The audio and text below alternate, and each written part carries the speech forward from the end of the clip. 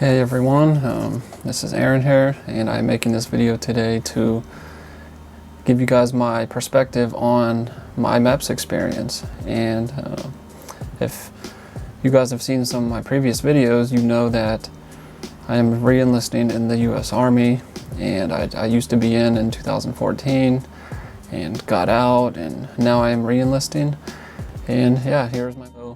I went to the Pittsburgh MEPS because I live around Pittsburgh, Pennsylvania, and pretty much the day that I went was last week. It was on Tuesday. I left on Monday to go to the hotel and everything, and then Tuesday was the day of MEPS. So yeah, my recruiter picked me up that morning around 10 o'clock. I went into the office and had to sign paperwork. The paperwork consisted of, like, you had to pretty much verify that you have been quarantining and things like that for like 14 days and never been around people that had COVID and all that kind of stuff. New kind of procedures and paperwork. And then after that, I was shuttled to MEPS. Well, I had to wait about 30 minutes, but then I live about an hour from MEPS. So I had to get shuttled there. So some guy picked me up, and I was the only one on the bus, and I got shuttled there. And then when I arrived, I had to get temperature checked, and the driver couldn't leave unless I cleared the temperature check. And I believe anything over 100 they won't let you in, but mine was 97.9, I think 97.9. And then the driver left. I was clearing everything. And then we all kind of just sat there. Of course, we had to wear our masks. This was at the hotel. So they had like a station with medical personnel doing the temperature and everything. And then you signed more paperwork, and then you just kind of wait for the liaison guy to arrive and sign you guys in pretty much and get you your room. So we waited there like an hour and a half, at least, I think. Might have been almost 2 hours just sitting on the floor. There was a lot of 18-year-olds there. I think I was one of the oldest ones. I'm 27 now. I think I was the oldest one. Most of them were 18-year-old infantry guys that, you know, were fresh out of high school, ready to go. So we waited about 2 hours, and the liaison finally came, lined us up. He was strict, but he was fair. He was a good guy, and he gave us our room key, briefed us about the next day and everything. And most of the people there were shipping that next day. And then another big group of people took the ASVAB the day before, and then is doing MEPS the next day to swear in and everything and pick their job. Now my case was a little different because I wasn't swearing in that day or at MEPS because I needed a waiver after the fact once I'm cleared. So I wasn't swearing in, but I did the same exact medical process as everyone. So he gave us our room key. The rooms were nice and everything. All that went well. And now with the COVID stuff, at least at my station, at my hotel, there was no like meal buffet dinner. It's kind of like there was this little cafe, and he gave us a meal card, and we kind of just got something from there. So yeah, I mean, the dinner was great though. I had like wings and some sandwich. But about 8 o'clock that night, we got called back for a briefing about the next day and wake-up call and everything. And wake-up call was 4:30. They called the hotel, like an automated thing called the hotel, and it was pretty much a wake-up call. And you're supposed to just hang up or answer and hang up. So I kind of just got up then, and then we had to be downstairs right at 5. He was like, no earlier or no later. So yeah, I mean, got down there at 5, checked out, signed more paperwork and stuff, and then had breakfast. And the day before, we wrote what we want for breakfast. You picked out of a few sandwiches, breakfast sandwiches, and something else like a bagel. So I just picked a sandwich. It honestly wasn't that good. I just ate a few bites and drank an orange juice and some water, and you know, I was fine. So After that, we got our temperature checked one more time, and actually my temperature was the same exact temperature the day before, which is funny, 97.9. So I don't think anyone had to go home. There was a few guys that were 99 something, but like I said, as long as you don't get over 100, then you should be fine. You're fine. So we just kind of waited around until the shuttle came to ride us to Meps, which was only like a 5-10 minute drive because we were in the heart of Pittsburgh. And that came about 5:45 in the morning, and then we got shuttled there. Of course, the bus was half capacity, so they had to do 2 trips, like 1 person to each actual seat. So it's not double seats. That's how it is in basic training too, actually. But so we got there, checked in the metal detectors and everything because it was at the VA building, and then we put our bags away. And after we put our bags away, we had to check in with our liaison for our branch. So there was Navy, Army, Air Force, National Guard, Marine. So we all checked in with that, but I had to wait because I wasn't shipping, and like my case was just a little different, but I went through the same exact process. So everything I say is the same thing you'll be going through when you go in the first time to swear and everything. So I went in with after the fact when the liaison talked with the shippers and everything, and he just said, "All right, you're doing medical, go check in and just wait to be called."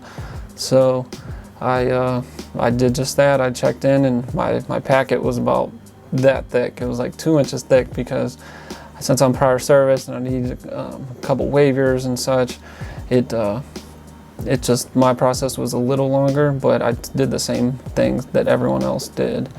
So pretty much just started my medical, and it started with my eyesight. And it's kind of funny with the face mask, because we're wearing face masks the whole time, the entire time we wear a face mask.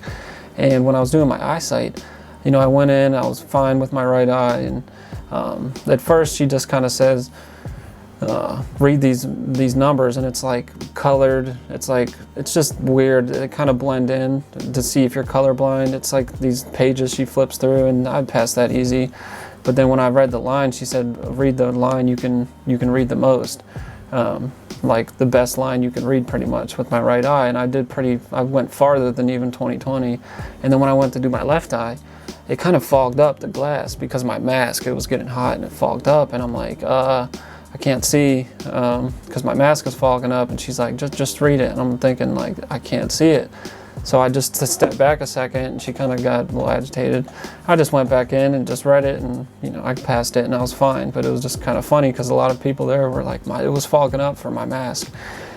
So just be aware of that if you guys are in the same thing, to maybe pull down your mask a little bit, so it won't fog up for you. But after that, I did hearing, which was typical hearing test. You put on these headphones, go in this quiet room, and listen for any noise whatsoever, and you just click the thing as soon as you hear it. As soon as you hear it, you want to click it as soon as possible. You don't want to wait till the sound's over, then click it. As soon as you hear it, you just click immediately, because they go based on the time it takes you to click the sound. So I passed everything with flying colors. That was fine.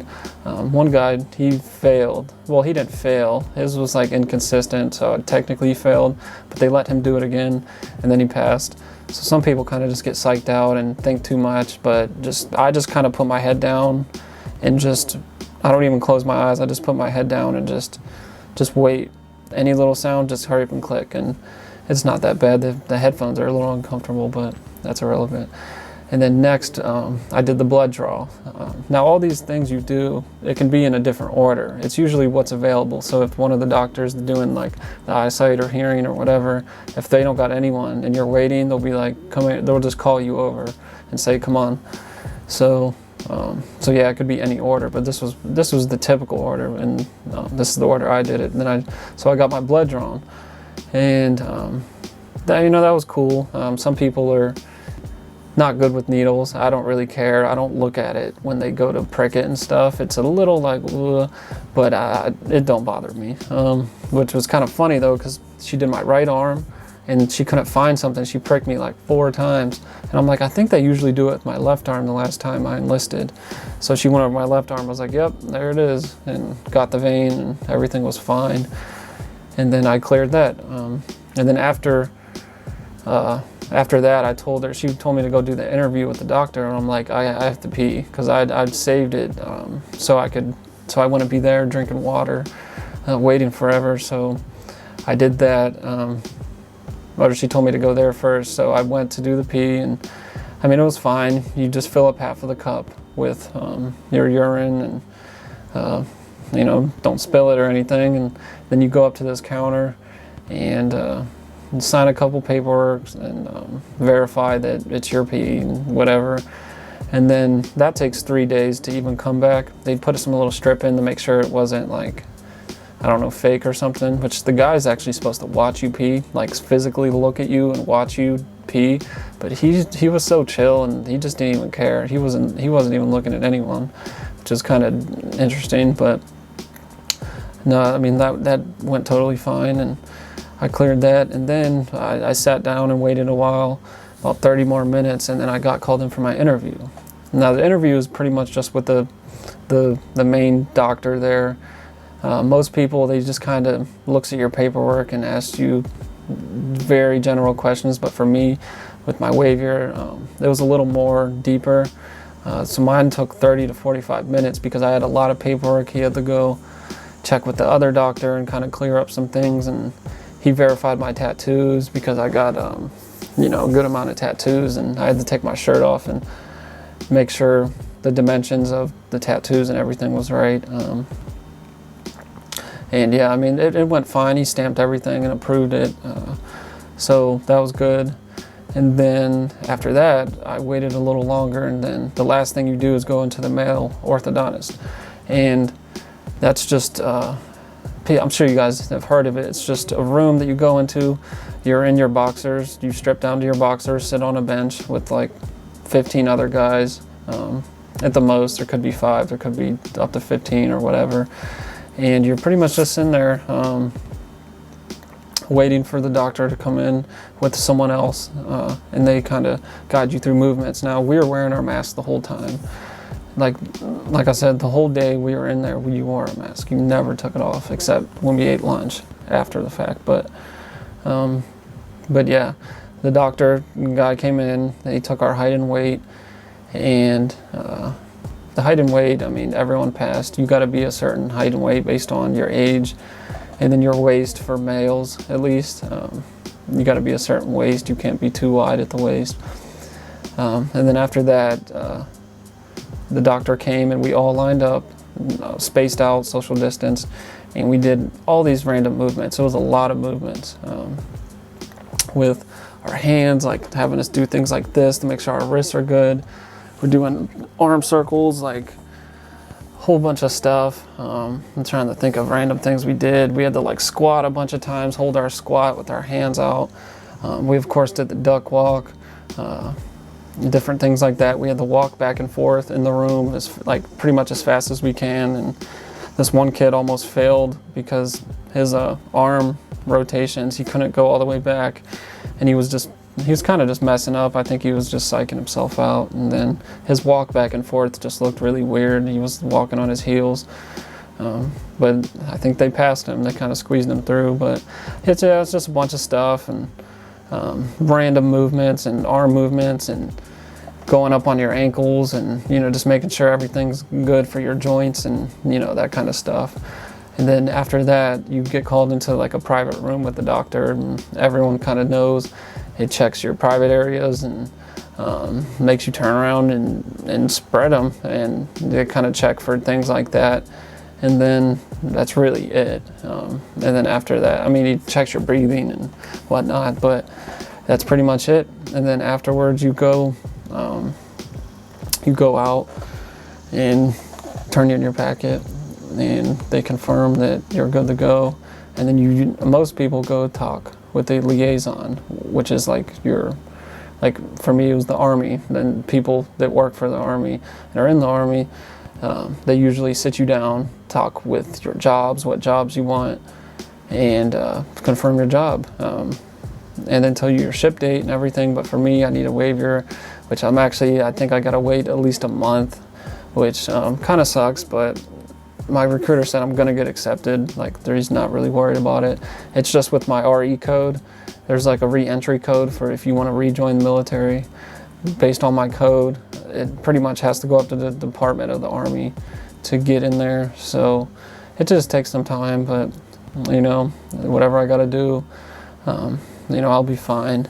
And I'll be coming out with a lot of videos and stuff. And like I said, go check out my other videos. I've been in before. I know what I'm talking about. I know a lot of people. So this month won't just be nothing.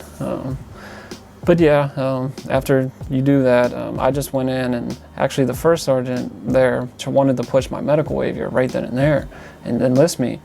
And then my recruiter called, and they were kind of arguing back and forth. He's like, "You can't enlist yet, you know, blah, blah, blah." And I don't know, it's kind of a mess sometimes, the details of my situation at least.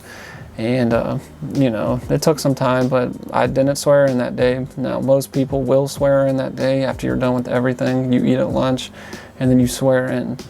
And then, yeah, you'll be good to go, and you'll get your ship date. And then you come back on your ship date, and you do the same thing, but not as much. Like, you don't do the blood draw, you don't do all that stuff. You just kind of go in, make sure your body's okay, height, weight, you know, like your blood pressure and things like that, and then you just swear in again and then ship. That's really all that is.